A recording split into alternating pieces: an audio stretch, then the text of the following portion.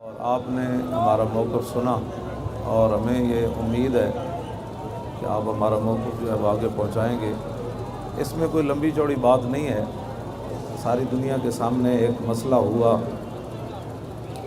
پہلے تو 2 دن وزیر قانون صاحب مانتے ہی نہیں تھے کہ کچھ بھی نہیں ہوا، لوگ جھوٹ بولتے ہیں۔ پھر انہوں نے مانا، کہا کہ نہیں کلرکوں سے غلطی ہوگی، پھر کہا نہیں وہ کمیٹی سے غلطی ہوگی، پھر کہا نہیں پوری اسمبلی سے غلطی ہوگی۔ اور آپ جانتے ہیں کہ وہ اتنی بڑی غلطی تھی کہ جس کی وجہ سے ہمارے امیر ظفر اللہ جمالی صاحب نے استعفیٰ بھی دیا، اور اسمبلی کے بارے میں جو انہوں نے تاثرات بیان کیے وہ بھی آپ کے سامنے ہیں۔ اس کے بعد پھر انہوں نے اس کو صحیح نہ کیا، ہم صحیح کروانے کے لیے فیض آباد گئے۔ پھر انہوں نے پہلے الزام لگایا کہ انڈیا سے ان کو پیسہ آ رہا ہے، انڈیا کے کہنے پر یہ لاہور سے یہاں آئے، وزیر داخلہ صاحب نے یہی بیان دیے۔ تو پھر قوم کے سامنے، میڈیا کے سامنے پیش کرتے کہ وہاں ان کو کالے آئی ہیں یا پیسہ آیا ہے، وہ بھی ثابت نہ کر سکے۔ پھر انہوں نے کہا کہ نہیں 150 بندہ ہے، آپ کے سامنے ہے۔ پھر ٹھنڈی ہوائیں بھی ہم نے وہاں برداشت کی۔ اس کے بعد پھر آپ حضرات جانتے ہیں کہ انہوں نے ہمیں ڈیڈ لائنیں دی۔ ہم نے کہا بھئی آپ اپنا کام صحیح کریں تو ہم چلے جائیں گے واپس۔ پھر انہوں نے کہا کہ نہیں ہم نے آپریشن کرنا ہے، میں نے کہا کر لیں۔ پھر آپ جانتے ہیں انہوں نے ہمارے اوپر جو بھی کیا، ہمارے پاس ویڈیو ساری موجود ہیں، اور میں نے کسی ایک بندے کے بارے میں بھی وہاں نہیں کہا کہ اس کو پکڑ لو، اس کو مار دو، بلکہ ہمارے بچے نوجوان سپاہی جو جب زخمی ہو کر آتے تو میں کہتا یہ ہمارے بچے ہیں، میں اپنے سامنے ان کو بٹھا کر ان کے علاج معالجہ کرا کے ان کو واپس بھیج دیں۔ ہم نے تو کوئی اشتعال انگیزی نہیں کی، ہم نے تو صرف کہا کہ ختم نبوت کا مسئلہ حل کرو۔ انہوں نے اشتعال انگیزی کی، انہوں نے ہمارے اوپر شیل برسوائے۔ پھر جو ظلم و ستم ہوا، آج تو میڈیا کا دور ہے آپ کے سامنے، انہوں نے پورے خیموں کو آگ لگا دی، گاڑیاں توڑ دیں، گاڑیوں کو آگے لگا دیں۔ جی ہاں، قرآن، وہ تو میں کہتا نہیں ہوں نا، پھر یہ کہیں گے مذہبی قرآن مجید مذہبی کتابیں وہاں موجود تھیں، ساری جل گئیں۔ ہم نے ان چیزوں کو ایشو نہیں بنایا۔ آپ جانتے ہیں ہم سے بڑا کوئی محب وطن نہیں ہے۔ ممتاز قادری کا جنازہ رکھ کے ہم نے آخری بار نیچے سے مجھے آواز آئی کہ جی ڈی چوک جانا ہے یا جنازہ پڑھنا ہے، تو میں نے کہا نہیں آج قوم مشتعل ہے، ڈی چوک نہیں جانا، جنازہ پڑھائیں پھر بات ہو جائے گی۔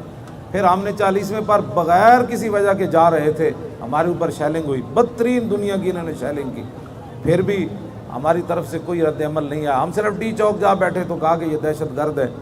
پھر ختم نبوت پر گئے، پھر یہ کہتے ہیں یہ دہشت گرد ہیں۔ اب آپ بتائیں کہ پاکستان میں ملک 2 لخت ہوا، دہشت گردی وہ نہیں تھی؟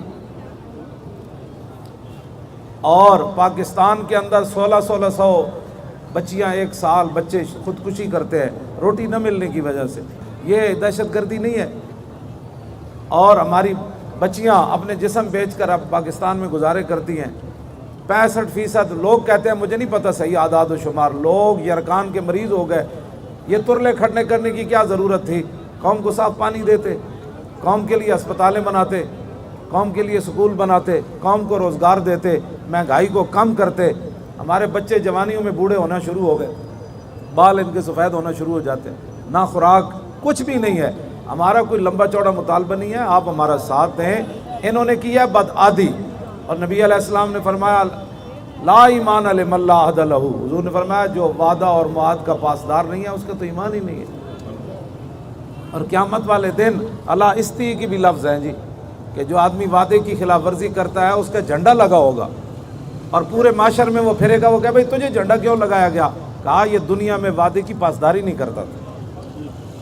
ہاں جی، اور وہ جہاں جھنڈا ہوگا میں وہ بیان نہیں کرتا، پھر آپ کہتے ہیں آپ سخت باتیں کرتے ہیں، حدیث کے الفاظ میں وہ آپ کے سامنے بیان نہیں کر رہا، بھائی اس کا جھنڈا کہاں لگا ہوگا؟ ہاں جی، اور آپ کو پتہ ہے صلح حدیبیہ کا معاہدہ ہو چکا تھا، حضرت ابو جندل بیڑیوں اور جناب ہتھکڑیوں میں جکڑے ہوئے مکے سے اپنا صحابی تھے، وہ آئے تو انہوں نے کہا جی یہ تو معاہدے میں لکھا جا چکا ہے، آپ ہمارا بندہ واپس کریں۔ صحابی تھے تو صحابہ چیخ اٹھے، انہوں نے کہا حضور اس حالت میں اس کو واپس کریں، یہ تو بیڑیوں میں جکڑا ہوا ہے۔ تو مشرکین کہنے لگے اگر آپ اس کو واپس نہیں کرتے تو ہمارا معاہدہ ختم۔ حضور نے فرمایا نہیں ابو جندل کو واپس کرو۔ وہ صحابی چیخ اٹھے حضور مجھے واپس کر رہے ہیں، فرمایا اللہ آپ کے لیے اور راستے پیدا کر کے دے گا، ہم نے معاہدہ کیا ہے وہ پورا کریں گے۔ آپ کے نزدیک کسی چیز کی کوئی اہمیت نہیں، نہ ناموس رسالت کی اہمیت ہے، نہ نظریہ پاکستان کی اہمیت ہے، نہ جناب مسجدوں کی اہمیت ہے، نہ قرآن و حدیث کی اہمیت ہے، نہ ان کے نزدیک مسئلہ ختم نبوت کوئی چیز ہے، پھر آپ ہی بتائیں، دل تے ہاتھ رکھو، سچ دسو، پھر پاکستان بڑھے آگے۔ اقبال کہتا ہے در جہاں آمد ایام ترب اور دی عظیمت خوردہ ملک و نسب۔ اقبال کہنے لگا پھر جہان میں گانے بانے اور کھیلوں کا دور آ گیا، دین جو ہے وہ نسب اور ملکوں کی وجہ سے شکست کھا گیا۔ از چراغ مصطفیٰ اندیشہ چیز، اقبال کہنے لگا اب رسول اللہ کے جو دین ہے، از چراغ مصطفیٰ اندیشہ چیز ہاں کی اورا پف سند صد بولاب، کہنے لگا اب دین مصطفیٰ کو اس وقت ایک ابو لاب تھا، اس چراغ کو بجھانے کے لیے اقبال کہتا ہے اب تو سینکڑوں لاکھوں ابو لاب پیدا ہو گئے محمد عربی کے اس نور کو بجھانے کے لیے۔ گرچ می آید صدائے لا الہ آنچ از دل رفت کہ ماند بلب، اقبال کہنے لگا اگرچہ لا الہ الا اللہ محمد رسول اللہ کی میں بھی مسلمان ہوں، اقبال کہنے لگا جب دل سے دین کی قدر چلی گئی تو زبان سے کلمہ پڑھنے کا کیا فائدہ رہے۔ اس واسطے ہمارا یہ ایک ہی مطالبہ ہے، وہ ختم نبوت پر جو تم نے معاہدہ کیا ہے اس کو پورا کرو، بس بات ختم ہے، اس سے کوئی لمبی چوڑی بات نہیں ہے۔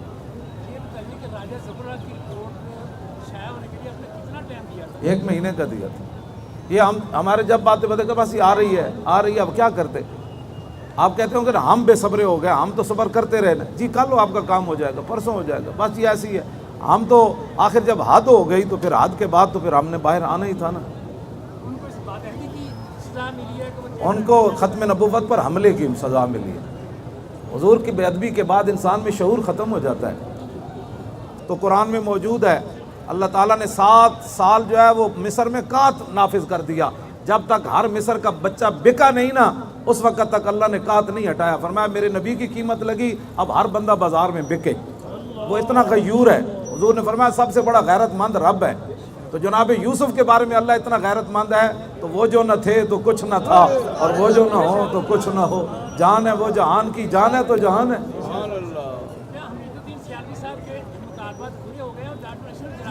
یہ سوال ان سے متعلق ہے، ہمارے جو متعلق ہے وہ بات فرمائیں۔ جو ہمارے متعلق ہے تاریخ لبیک یا رسول اللہ جو فیض آباد بیٹھے رہے ان سے جو متعلق ہے بسم اللہ وہ سوال فرمائیں۔ یہ تو پھر بدھ والے دن تک تھوڑا سا صبر کریں، فاصبر صبرا جمیلا۔